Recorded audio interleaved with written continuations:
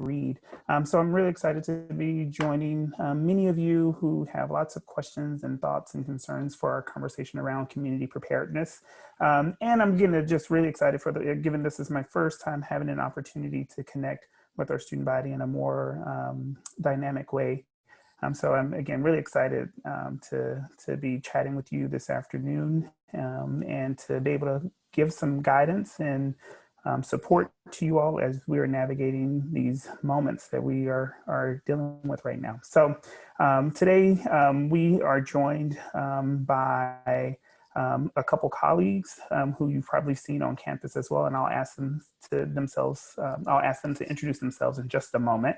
And then after that, I'll share a little bit more about how the format of today's conversation will go. So I'll go ahead and ask our panelists to go ahead and introduce themselves before I kind of do a run of the show of how things will happen. Great, thanks, Dr. K. Good afternoon. I'm Cindy Anderson, your interim dean of students. I use she, her, and hers pronouns, and I'm so glad to be able to be with you this afternoon. I'm Gary Granger, who's he, him. I'm the Director of Community Safety. And since we have our emergency response team active right now, I'm also the incident commander for the college, helping to coordinate our response and information flow. Thank you. So again, as I said, we're really glad that we were able to come together. Just to know, this session will be recorded, and that way folks who are not able to join will be able to see the video recording, which we will post on the emergency response website once it's all squared away. So again, as I said, we're here to really have some conversations today about the current situation that we're experiencing, including fire threat levels in the county, as well as just giving you a sense of a number of other things, be it air quality, what's the impact on campus, and what you should be doing to protect your health and safety.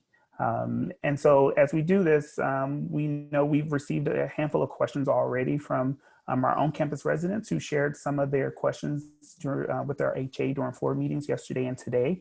And then for our students who are who are commuting to campus or off-campus students, we'll be able to still address questions when we open up for questions. So our goal is to do kind of an overview of the various aspects that we are navigating. That includes, again, the current situation that we're in, campus evacuation plans, and how we should be preparing, the campus operations decision-making, and then we'll, again, open up to questions for both Gary and Cindy and I. So I want us to also know that we scheduled an hour for this. So if we are unable to answer all your questions, please know that we will be checking the Student Life email, so that way we can get back to you. We just ask that you give us a moment, just because as you can imagine, there are lots of questions coming in at this point in time. And so we're trying to get through them as quickly as possible, but know that we'll work through trying to get back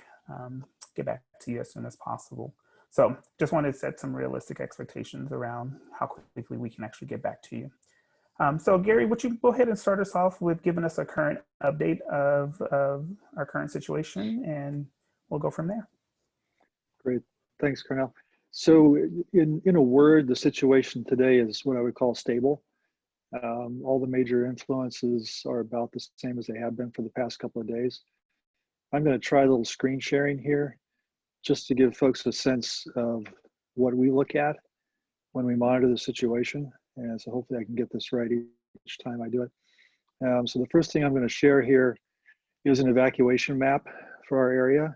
If you look at the map, you can see where Reed is north or above the green line. The green line is a level 1 evacuation alert. I live in a level 1 evacuation alert area, as do a lot of people at Reed. Multnomah County has not issued any evacuation alerts at this time, and that's been true for some period of time. So as far as we know, that will not be happening, but this is the information that we look at to get a sense of whether or not we're at increasing risk of having to have an evacuation from campus. The next thing I'll share is a quick map that shows where the fires are. I know people, I'm as concerned as anyone about what's happening with the fires. This is a map that shows the current location of the fires.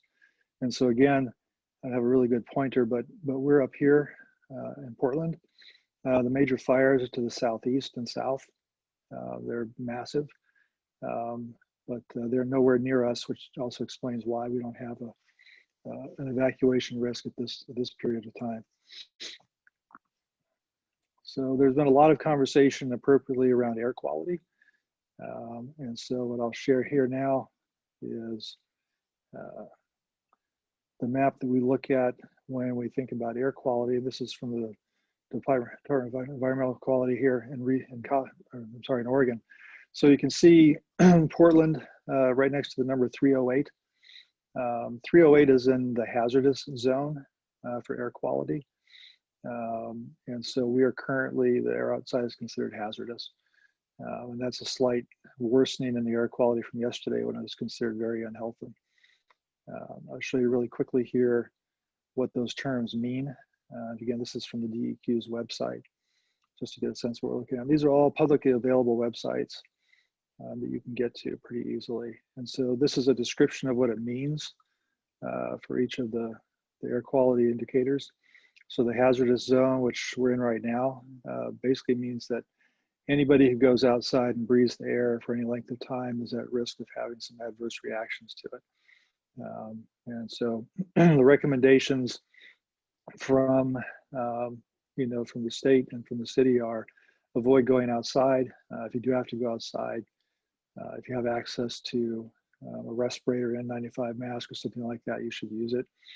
And if you have to go outside and don't have that kind of device, to limit your time outside as much as possible. So again, I would characterize the current situation that we're in as stable. The weather is improving in terms of firefighting, meaning that it's probably going to rain on Monday and Tuesday. The air quality is not predicted to improve measurably until probably late Sunday or Monday. So we should expect that we'll have this kind of air quality for the next 48 hours probably. But with the weather changing and the rain coming, not only will it help the fires, but it will break up the inversion layer that's keeping this unhealthy air on top of us.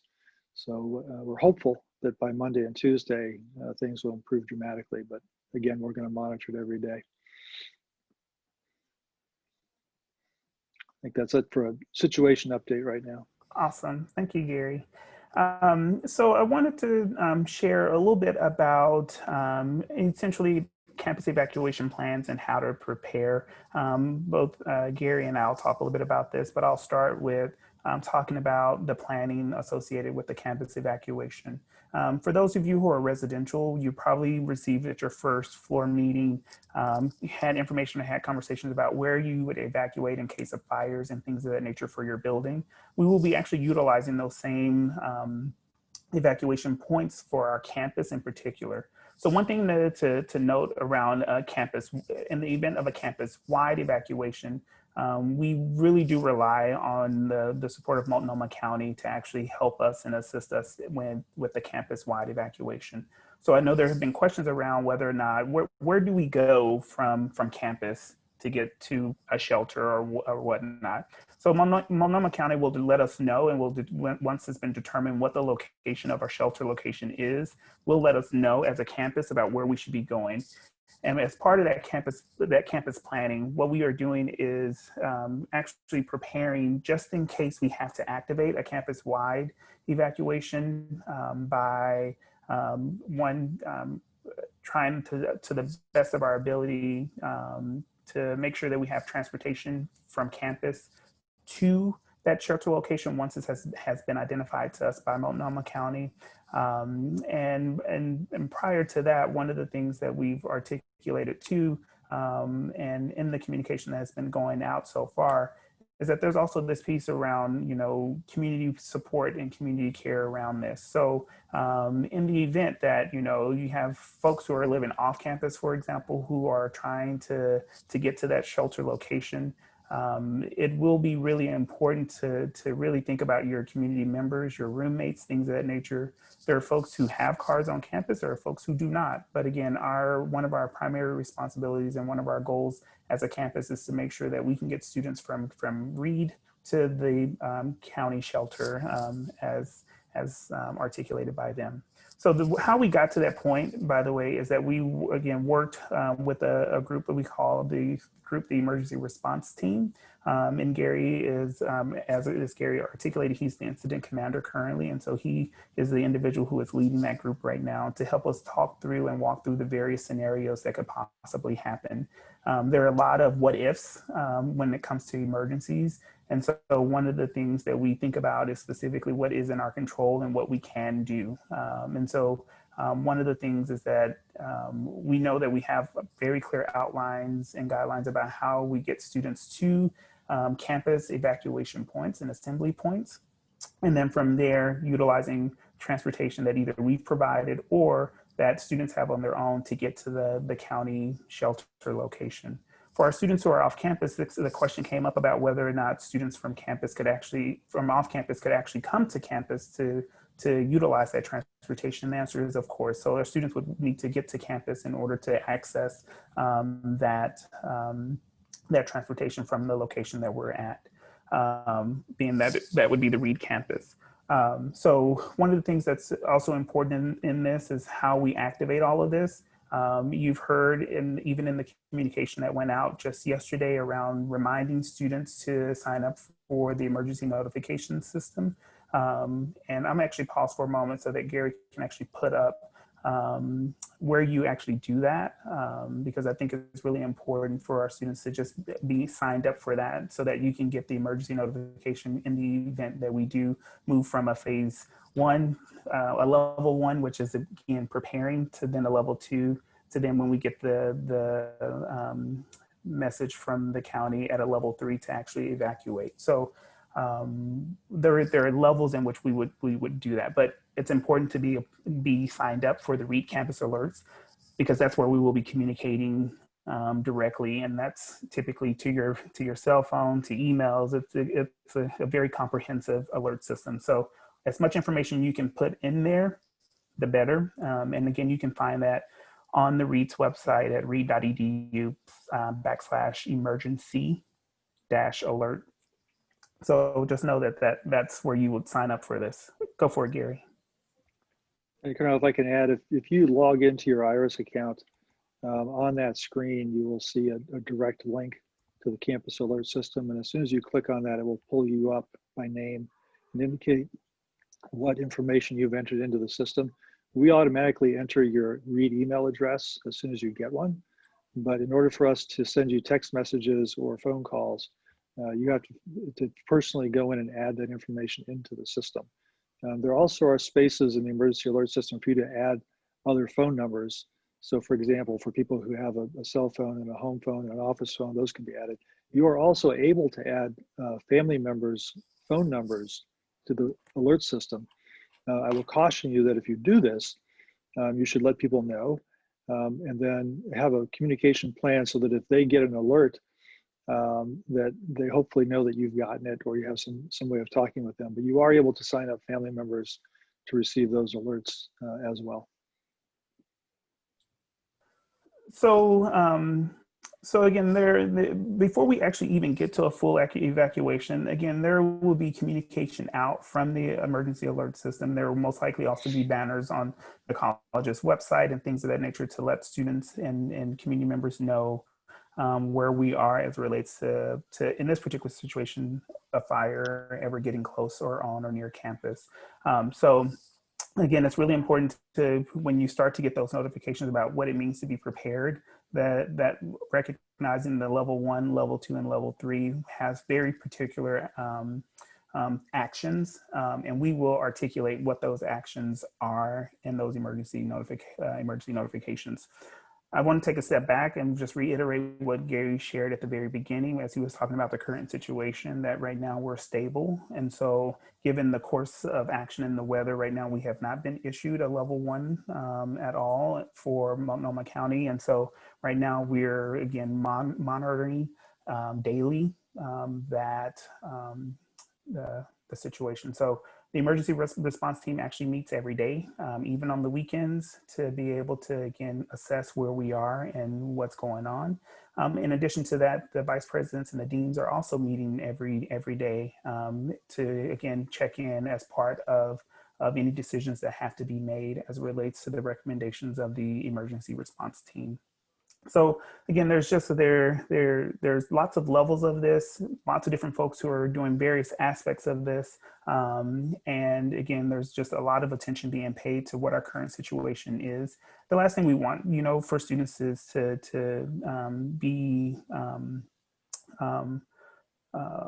we don't want folks to get just too afraid or too fearful or so much anxiety right now, because the reality is right now where we're at, we haven't reached that level of needing to even evacuate campus. So the one thing that probably is a little bit concerning for many of you is the air quality. I think that's one piece of this. And as you probably saw just on yesterday, that the emergency response team shared out about limiting outside interactions and outside time, in addition to us assessing what the weather will be, so that we can make a call and decision around classes for Monday. So meaning that classes either would be held all online, that way that students do not have to travel, or community members don't have to travel to campus. So we'll be, again, working very closely with the faculty on that. And they are working behind the scenes to just be prepared in case that is an actualization around the air quality for Monday. So, so as I said, we've done some intentional planning around how we would evacuate, and I think one of the biggest pieces of this is, as much as we have a plan, I think it's really important that folks are prepared to actualize that plan in case. And so Kara's going to talk a little bit about how to actually prepare if we do have a level 3 campus-wide evacuation. What should you be doing and what should you be preparing to do in advance? Great, thank you. So the most important thing to do to prepare now is to make sure you can receive the information. So sign up for campus alerts is the most important thing you can do, because if the situation changes and we have a level 1 evacuation alert, then we will use our emergency notification system, and those alerts will start going out through that process. So that's part 1. I think part 2 is to try and educate yourself on personal preparedness. There are certain things that college can do, and there are certain things that are really important to be done by individuals. I'm going to share my screen here. Hopefully I'll do it accurately. If you, let's see. All right. There's so many things open. So this is on the community safety webpage. And so we've linked a lot of important information here that people can use. One of the things that is really important is to have what we call a go bag. And a go bag, I'll show you an example of that, is something that sits in your closet or sits someplace that's readily accessible. And it has in it, ideally, what you would need to survive for about 72 hours if you had to immediately leave your home. Let's see if I've got the right one here. Right, so this is one list from Portland Fire and Rescue that lists the contents of a 72-hour go bag. And again, this is linked directly to the community safety webpage. You can find 100 different versions of this list. If you Google Red Cross emergency supplies, you'll go to the Red Cross site and they'll give you a list that looks almost identical to this, but in their format. The most important thing you can do to prepare yourself individually is to be able to take care of yourself if you suddenly have to leave your room or the place that you live. And so I'm not going to go through this in detail, but you kind of get a sense of what this has. We're talking about important medications, talking about important documents. If you have a pet, food for your pet, a charger for your phone, extra face coverings, etc. So I think beginning with making sure you can get the information is part one. Part two is to prepare yourself to actually have to leave before you need to walk out the door. The last time you want to be thinking about what do I need to take with me if I have to leave is when you have to walk out the door. And so I live in a level 1 evacuation zone. And so by my front door are suitcases and cat food and various and sundry things that if I had to leave, those are the things I know I would want to have in the car, and I can just pick them up and throw them in the car when I leave. Again, Multnomah County and Reed College are not at that level of alert. So we've not even reached that minimal level of alert. I think the other thing you can do to prepare yourself for an evacuation is to look at some of the available information about where you would want to go. And I'll see if I can find that information here to share with you really quickly on the screen. I apologize for how long it takes me, but I have a lot of things open here. Can I add, Gary? So, yeah. That just about the go bag. The go bag is actually something that probably should be folks should start to think about regardless whether we're in a fire situation or not. So just ongoing, and just to think about, okay, what do I need to have prepared in advance in any emergency or situation? There could be an earthquake, there could be a number of different emergencies that arise that would impact our campus. And so it's just really important to have something ready to go prior. At least the basics. Thank you. We will do an earthquake drill next month. Every October, the state of Oregon does a shakeout drill, and Reed participates every year. We will test our emergency notification system, and we'll remind everyone again of the importance of having a go bag. So on the community safety page here, we have listed emergency evacuation procedures, and these are general procedures of how to evacuate your building. We've listed evacuation meeting sites. There were some questions that came in about where specifically would I go, what would evacuation look like. These are general ideas that if you had no other information, you had to leave your building, this is where you want to go. And so going into this kind of information and looking at it for yourself is a really great form of preparedness. The truth is that with the kind of emergency that we have with a fire, we wouldn't know the safest way off of campus until we knew where the fire was and its direction of travel. And so obviously where the South Lawn is listed there as an evacuation site for some people, if the fire was coming to us, from the south or southeast, we wouldn't want to go there. And so that's why the emergency alert system is so important to you. We will get the information first about where the safest evacuation route is, and that would often come from the county or city. And then we will share that information with you. So it's good to understand the evacuation processes that are written down in the plan as a general idea. But again, the primary way that you would learn about exactly what to do in a specific situation will be through our emergency alert system. I want to just add a couple things into the chat. If you don't have that function open, I've put the link for the emergency alert. And one nice thing about having signed up for the alert system, if we ever have any weather-related reasons to change campus operations like snow, you'll be the first to know. So get yourself onto the emergency alert there, and then the link to the evacuations from the buildings is also there. I want to also reiterate with what Gary and Karnell said. While the situation is stable, the situation is unsettling, even for us. The sky looks awful. And it's, I'm lucky I don't have any respiratory related underlying conditions, but it's even for me, I'm sneezing, my eyes hurt, it's coughing. It is really, really unsettling.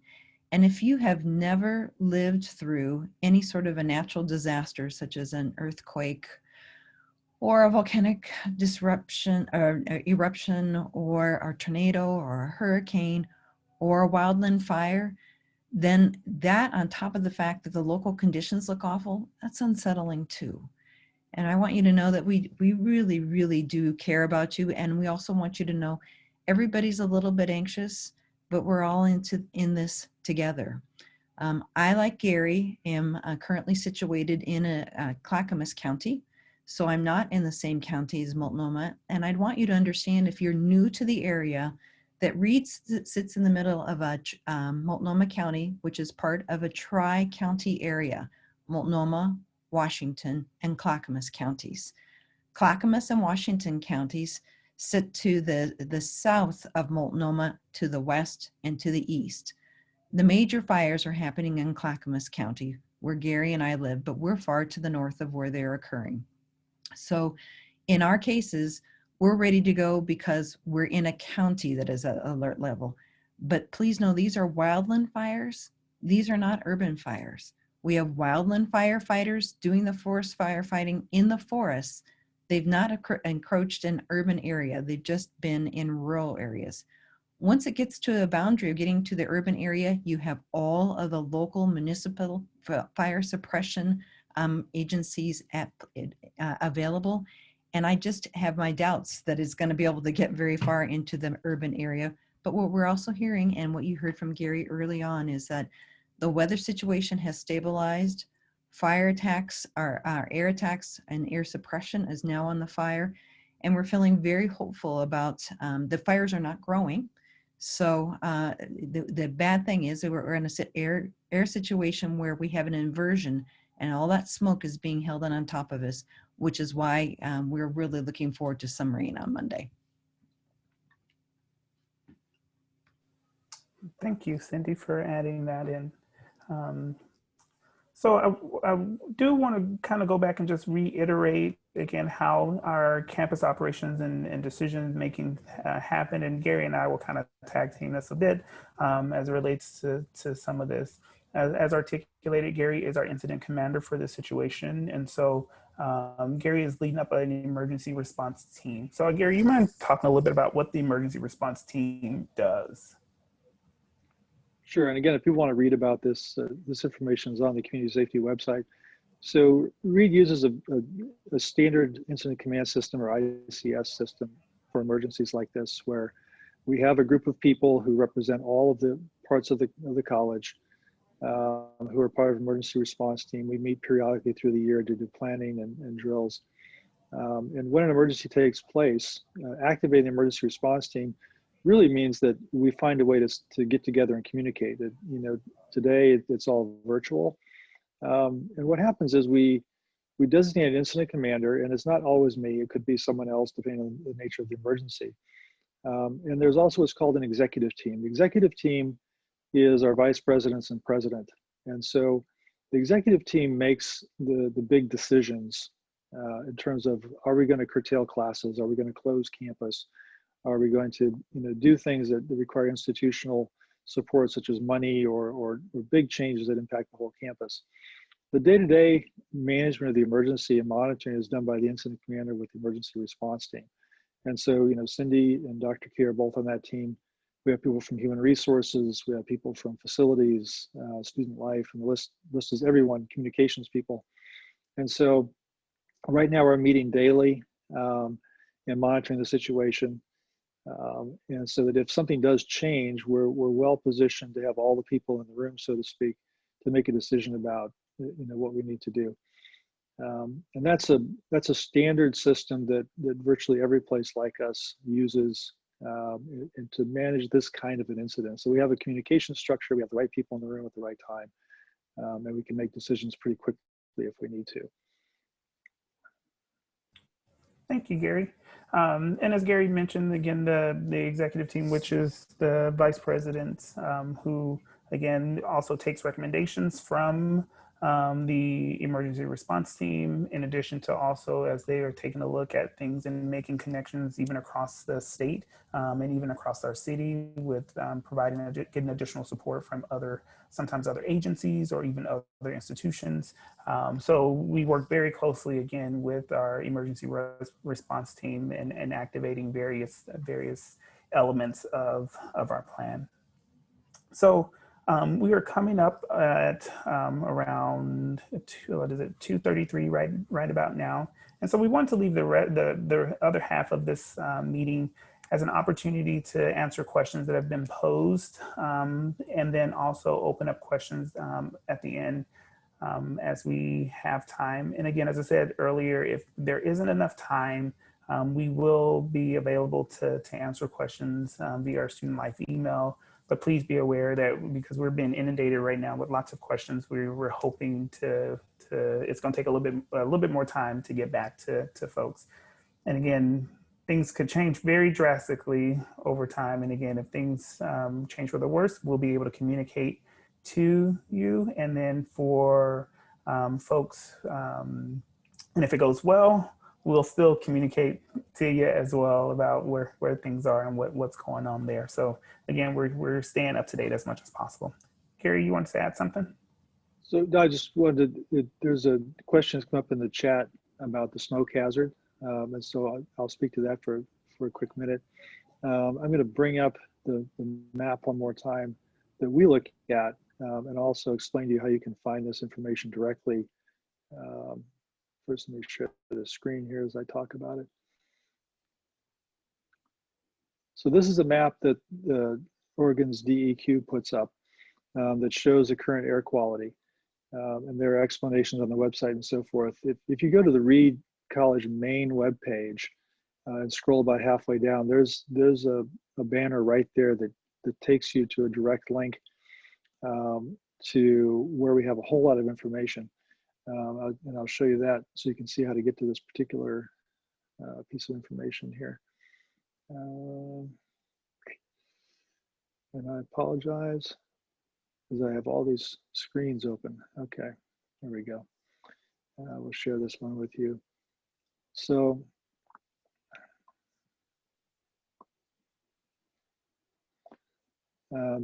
this is linked right off of the Read main page, and down here under important external links, that map that I just showed you is here under the Oregon DEQ.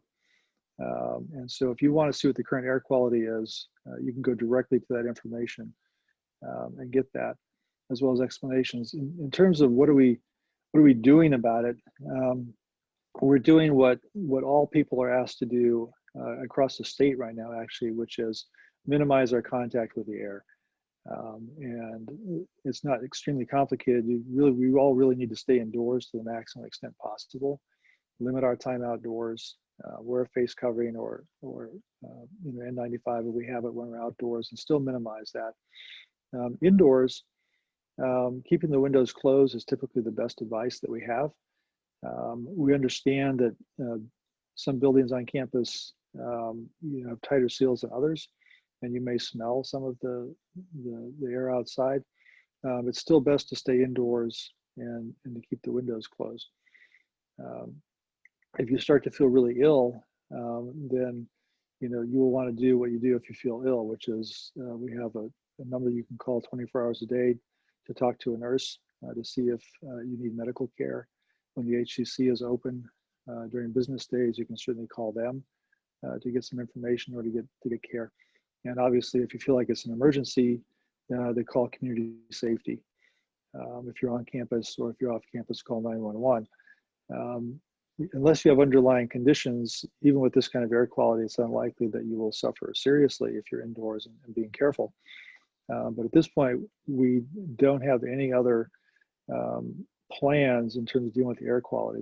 We're not going to evacuate because of air quality. There isn't really anywhere to go. And so the best advice that we can give you is to monitor this the way we do and protect your health by staying indoors.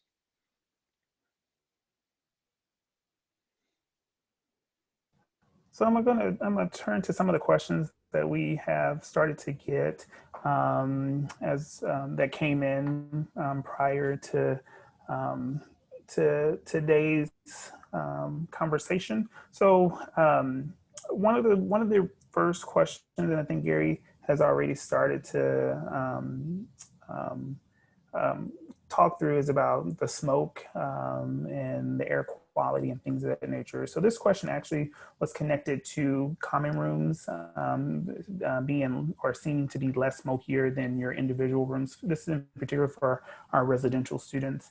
And the question asked was, could they be open for use? And so right now we have been working with our local safety company to do actually a COVID-19 assessment of the common rooms and kitchens. So again, we're in this situation where we have a pandemic and we have our the air quality And so we're trying to, again, navigate these appropriately. And so that's the reality right now around the common rooms, is that we're working with our local safety company to actually do the assessment to figure out, are there ways actually to open up those spaces? And facilities is aware of this issue, and they're also exploring any short-term solutions.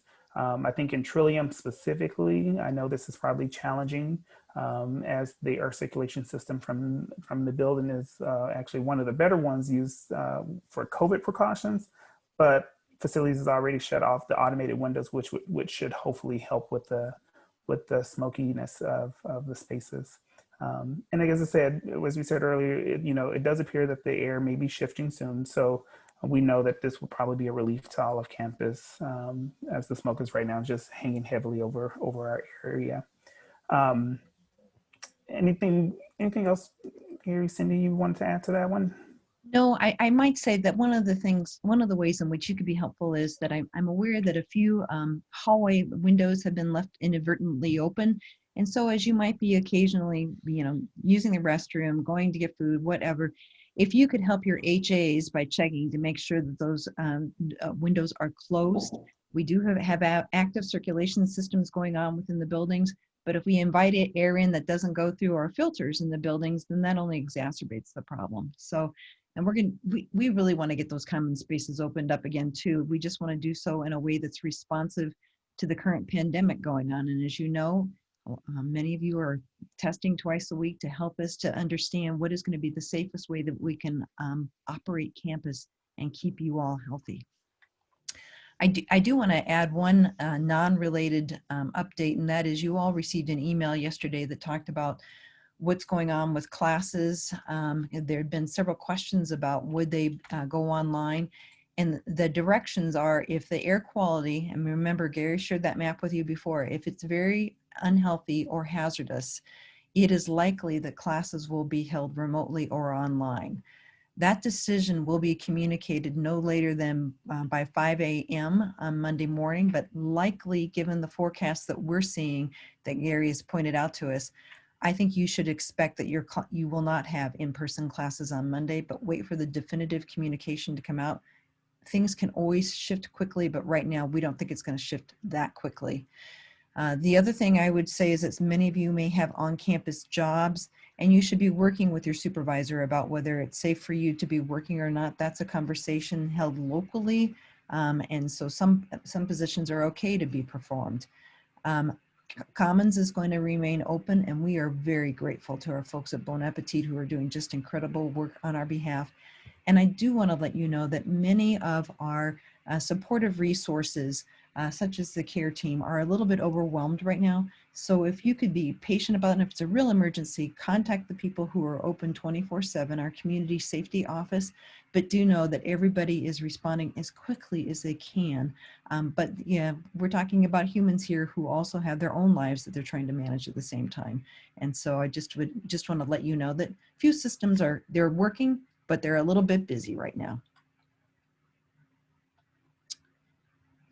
Karnell, do you want me to address the question about students who are feeling so compromised that they want to go home, go to an off-campus hotel, any of that stuff? Yeah, go for it.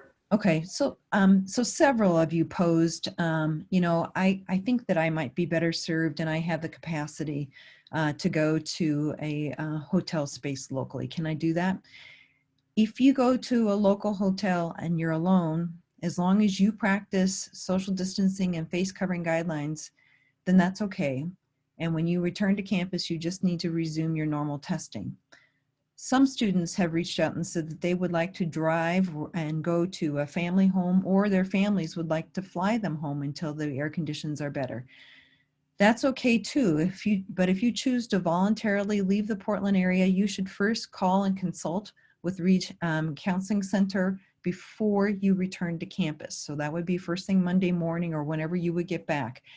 This is very important if you're associating with others, including family members, and you're going to be instructed what you need to do. So depending on where you went, how long you were away, we may need to privately test you at the HCC, and you will be asked to quarantine until we have a negative result, which could be several days. So if you're going to miss classes for any period of time, you're encouraged to contact your faculty directly, and you may find information about attendance on your syllabus. Faculty have been asked to prepare for that possibility and to know that you may have to make some of these decisions, but you'll need to connect with each one of your faculty members individually. So we don't recommend that, but if you are leaving campus, then we need to take some precautions because, again, we're still in the midst of a pandemic, and so we're going to want to keep the rest of the community safe. Shall we talk about air quality in rooms next? Yeah. Yes, my facilities team gave some really great recommendations about air quality in the room and things of that nature. And so, as I mentioned earlier, the facilities team has made some manual adjustments to the residence halls to help filter out more smoke.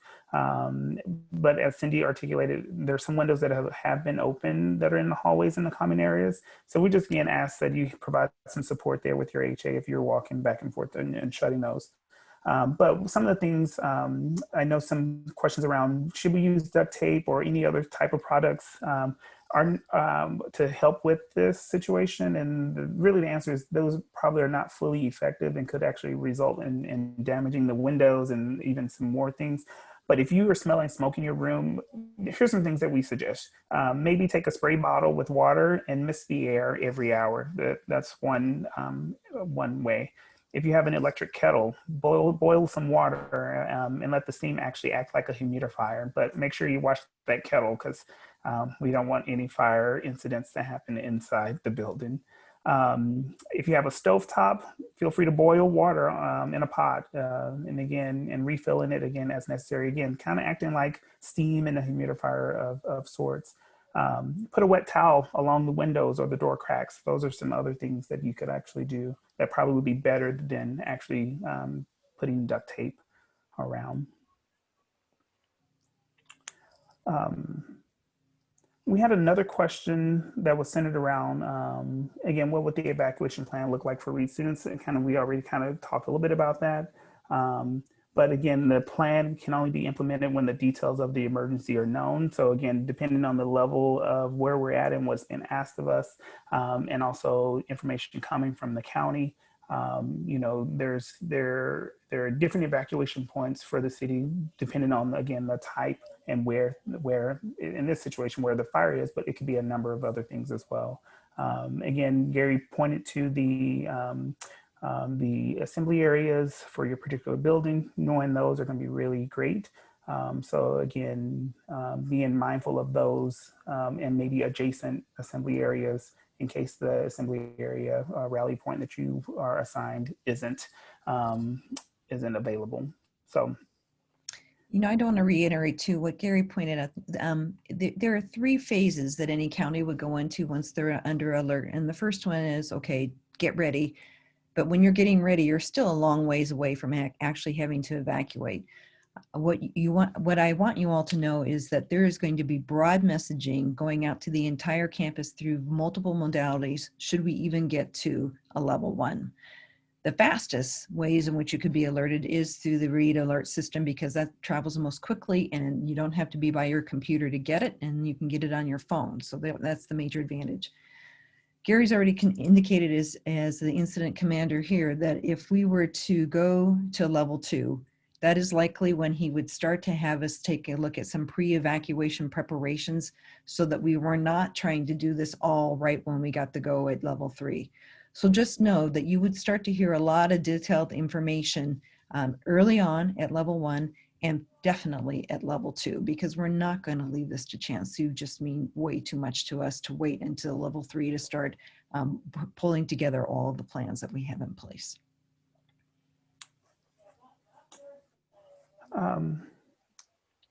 Our next question that we received was around, this is more directed to our residential students. While kitchens are closed, many students rely on walking to the commons multiple times a day for food.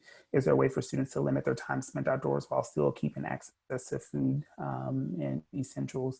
And as Cindy articulated, the commons is actually still open. And I think one of the things is if you're making the walk or going to Commons for food, that maybe you do your one food run instead of doing multiple food runs. That way you can kind of get it in one setting versus having to go back and forth multiple times. Again, limiting your exposure to outdoors. That would be the same as well for groceries and things of that nature.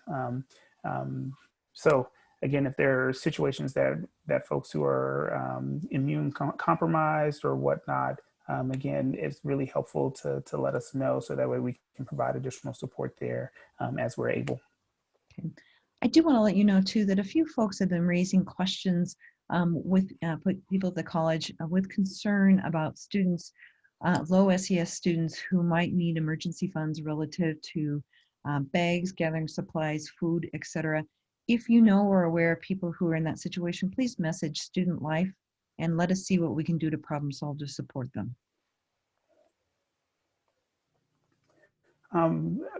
Gary also mentioned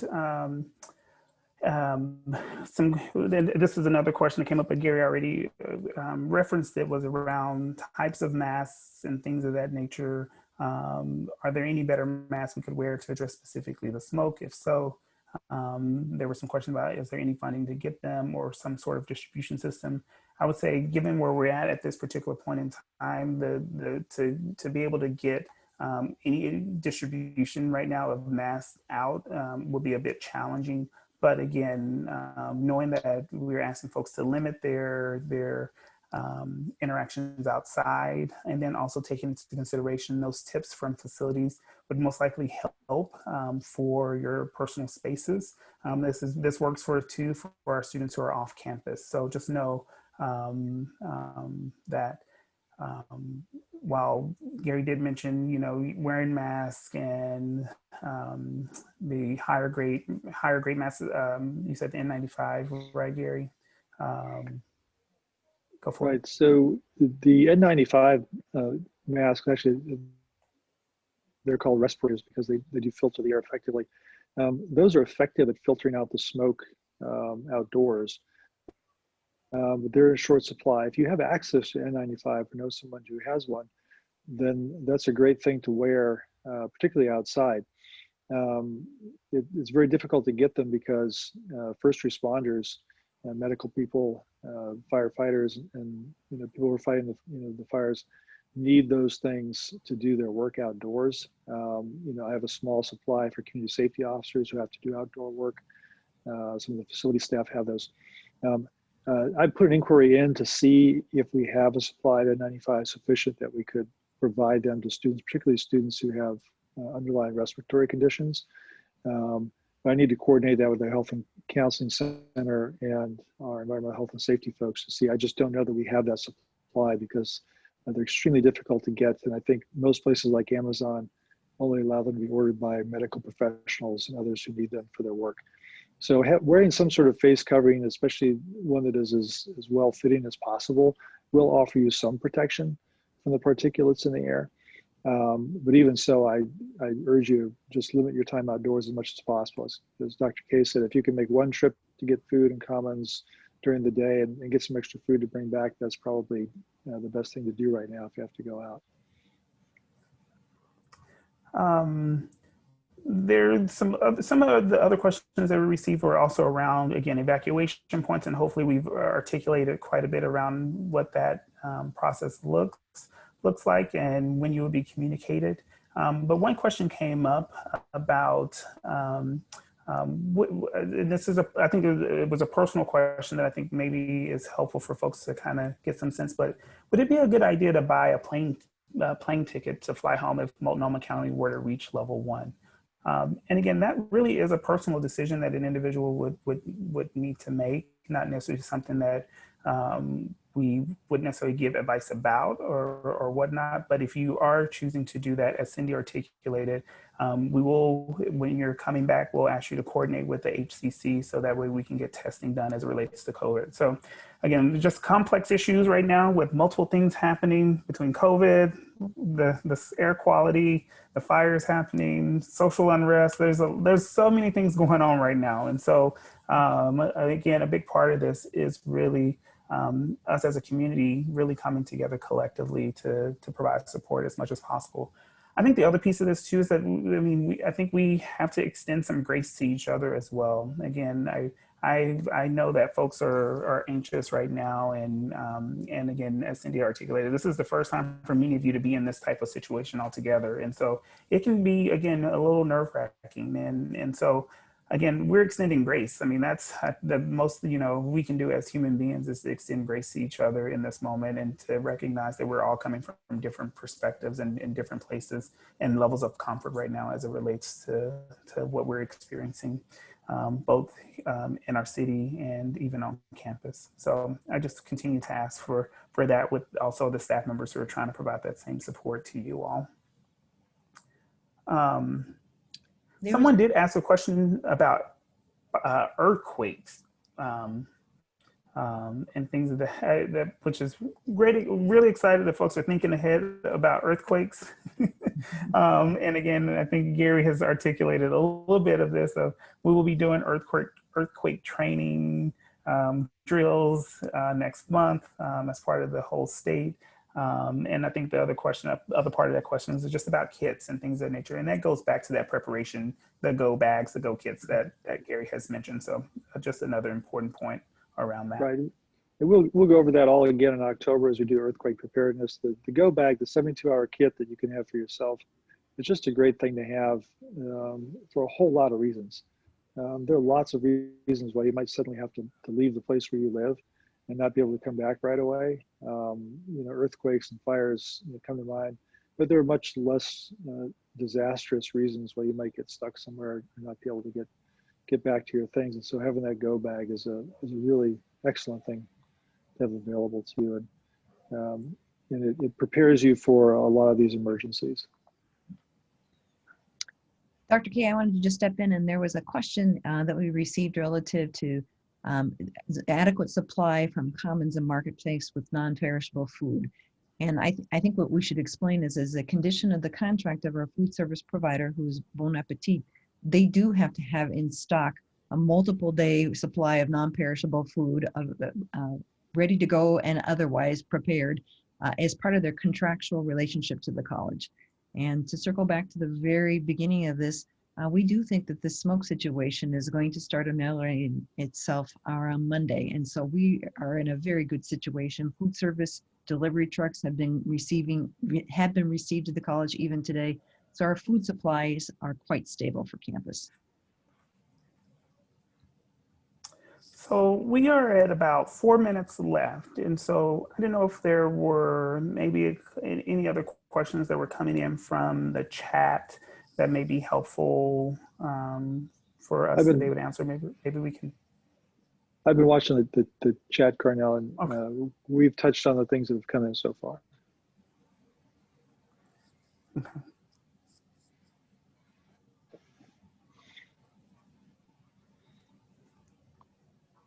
Well, we're here to the end. So again, I want to acknowledge that again. Right now it feels again a little scary. It feels a little folks are anxious about things. I think the tips that facilities has shared helps with our students who are living on campus and off campus around how to kind of mitigate some of the smoke in your own personal spaces. Folks who have humidifiers, things of that nature are also helpful.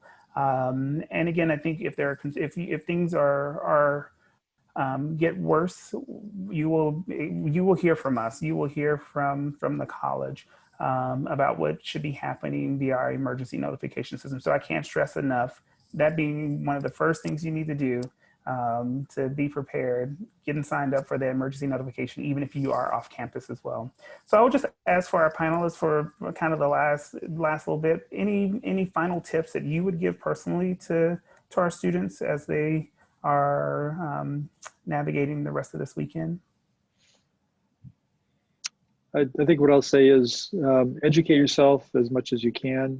We provide a lot of links. Prepare yourself the way we've described. And then if you have questions, I'm available. You can certainly contact me directly. If you have a specific question, you can write to the Student Life email box. But I'm certainly available, and I'm happy to answer very specific questions you feel like that would be more helpful. I think I just want to say to just to be gentle with yourself. Everybody's feeling a little bit anxious now, and don't beat yourself up if you're feeling that way. And we know that there are lots of things that help us in certain times like this. Certainly drinking adequate amounts of water and getting enough sleep are two keys, two base things that I know helps to support my health. And so right now, while doing vigorous outdoor cardiovascular activity, not recommended. Drinking enough water, getting enough sleep, definitely recommended. Well, we've come to the end of our time together. If you do have questions or still have other items that come to your mind between now and the rest of this weekend, feel free to reach out to, again, our student life email. That's student-life@reed.edu. So that way we can follow up. Again, we're trying to answer as quickly as possible, but please know that it may take a bit to get back to you. Again, also there's programming happening. I know there's programming, virtual programming happening. So I would be remiss not to say, please also try to find ways to relax for a bit, and to also be in community with each other. And also to recognize that while we're still in COVID, we're still asking folks, again, wear your mask. Obviously that will be helpful right now given the air quality, but then also still social distance, physical distancing is really still important around all of this. And again, this could not be a more perfect storm between COVID and the fire and the smoke that's happening on our own campuses. So again, we get it. We're here with you. We want to support you. And again, I also just want to say a big appreciation for all the staff and faculty members also that are helping behind the scenes to make sure that you all have a great experience and at least to feel safe during the next few days of what we have been experiencing this week. So thank you all for joining us. And again, this video will be posted on the web for folks who were not able to actually join. So thank you all. Have a great afternoon.